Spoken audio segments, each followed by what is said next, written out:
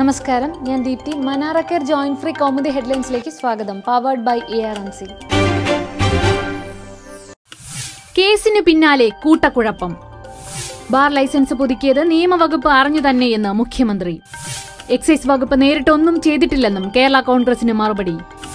മാണിക്കെതിരെ vigilance case register ചെയ്തതിനെ തുടർന്ന് കേരള കോൺഗ്രസ് ഭിന്നത രൂക്ഷം. മാണി മാറേണ്ടി വന്നാൽ പകരം ആരെന്ന് കേരള കോൺഗ്രസിലും തർക്കം. വേട്ട തുടരുന്നു, വെടിമുഴങ്ങുന്ന വയനാട്ടിൽ.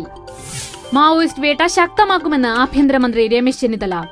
വയനാട്ടിൽ മന്ത്രിയുടെ അധ്യക്ഷതയിൽ ഇന്ന് ഉന്നതതല യോഗം. മുതിർന്ന പോലീസ് ഉദ്യോഗസ്ഥർ മന്ത്രിക്ക് റിപ്പോർട്ട് നൽകും. തിരച്ചിൽ കൂടുതൽ മേഖലകളിലേക്ക്. മാവോയിസ്റ്റ് സാന്നിധ്യം സംസ്ഥാനത്ത് ശക്തമെന്ന് വീണ്ടും ഇന്റലിജൻസ് മുന്നറിയിപ്പ്. ആരുടെ പാദത്തിൽ പിറക്കും ആ ഗോൾഡൻ ഗോൾ?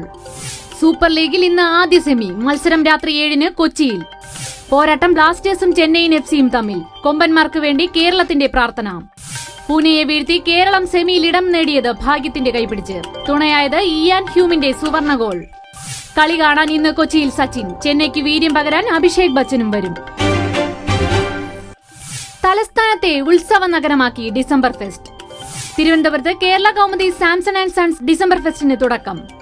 കനകക്കുന്നിൽ 28 വരെ നീളുന്ന കാർഷിക വ്യാവസായിക പ്രദർശനമേള ഇന്നലെ തലസ്ഥാനത്തിന് സമർപ്പിച്ചത് മന്ത്രി രമേശ് ചെന്നിത്തല. കൗതുകവും വിനോദവും വിജ്ഞാനവും പകരാൻ 120-ലധികം സ്റ്റാളുകൾ. നാടൻ രുചികളുമായി കഫേ കുടുംബശ്രീ ഭക്ഷ്യമേള.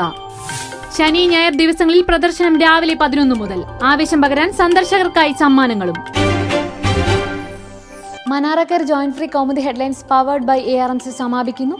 അടുത്ത ഹെഡ്ലൈൻസ് 1 മണിക്കൂറിന് ശേഷം. നമസ്കാരം.